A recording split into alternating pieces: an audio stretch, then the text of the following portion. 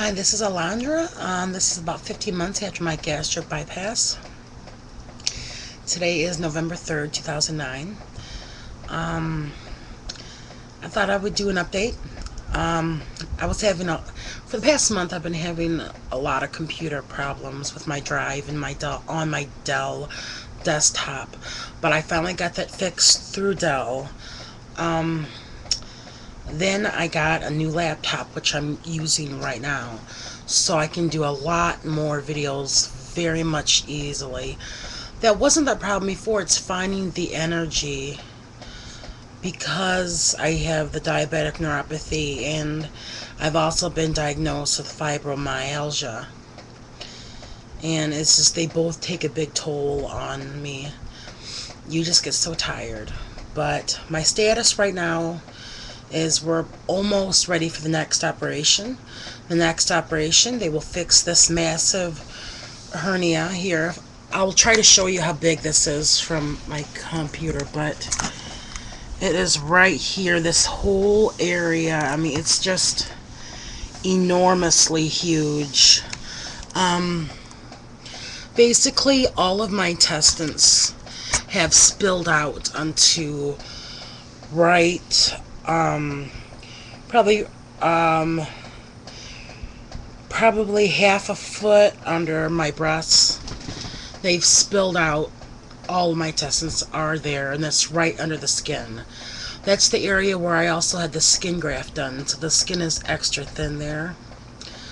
But I have, as I got tested and the test came out positive at my doctor's yesterday, I have the H1N1 flu. It is not fun. I'm so sick. My head feels like it's like enormous, and my body's this big for once in my life, right?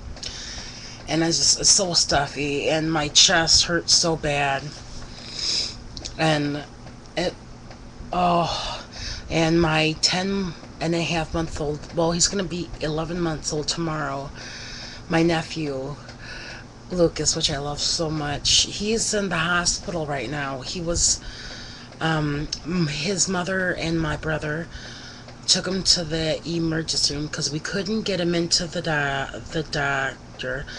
We couldn't get him into the walk-in clinics. They were so full. They went to the emergency room, told them that I was diagnosed with the H1N1 flu, and they got him in after about a couple of hours waiting, and he has pneumonia. So he did catch the H1N1 flu virus, and it turned into pneumonia for him. And it hurts because I know he's sick. I know he's up at the hospital, and I can't go and see him. I don't want to make him even sicker or make other patients even sicker. I just keep thinking, I couldn't go to the hospital when he was born because I just got back, probably three weeks before that. I just got back home, and I couldn't get out of the house yet. I was still very weak. I could barely get into my wheelchair at that point. And it just feels like every time he needs me at the hospital, I can't come because I'm sick, or I'm too weak, or I'm tired. But those are the type of thoughts I try to stop myself from thinking. Right now, I got the okay from the psychologist. I got the okay from the nutritionist. The only thing right now, I'm supposed to go back to Chicago November 11th. I keep saying October.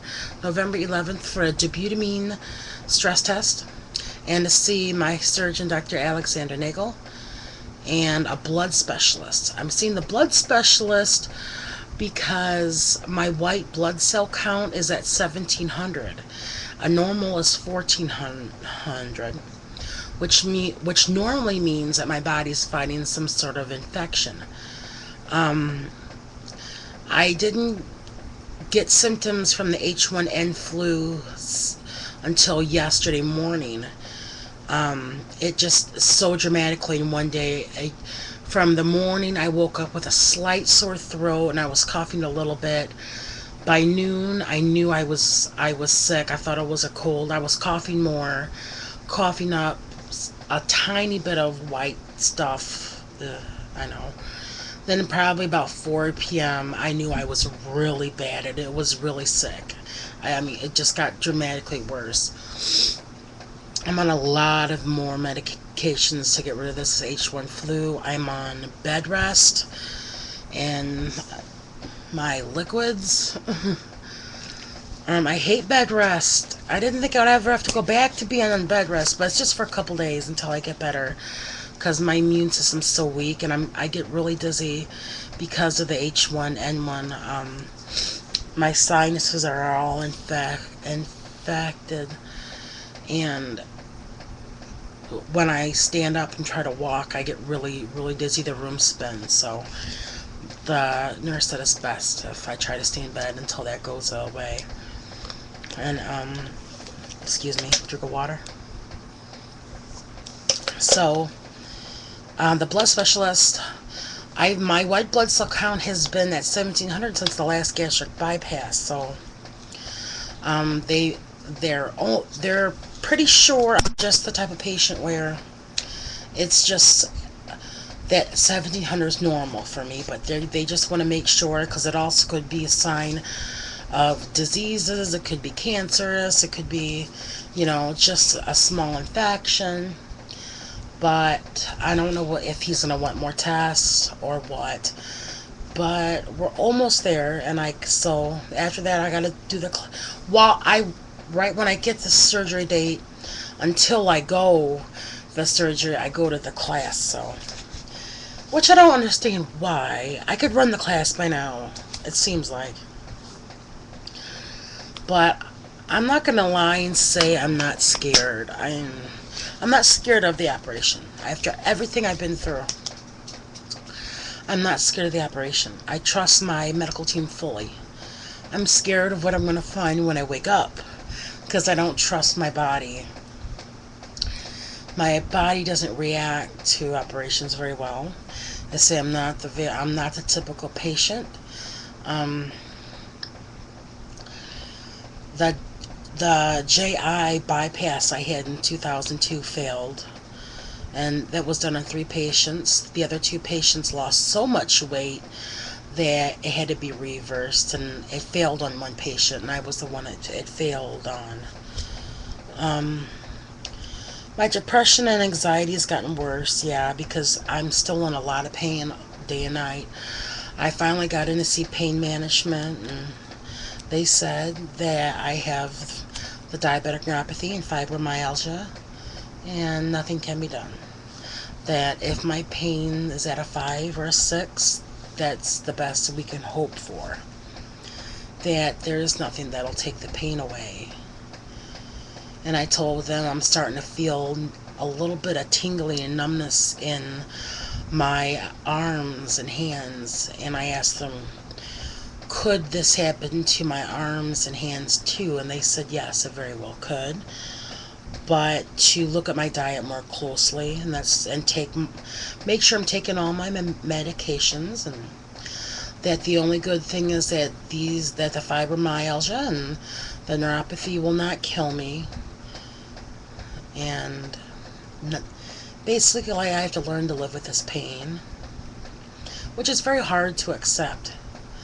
It's because it's not just mild pain. It hurts so bad, and nothing can be done, and I don't know of anything. We've tried so many things, but I pray a lot, and I know you guys are praying for me, and thank you so much, and I want you to know they are working, because if it wasn't for all the prayers, I don't think I would have made it this far.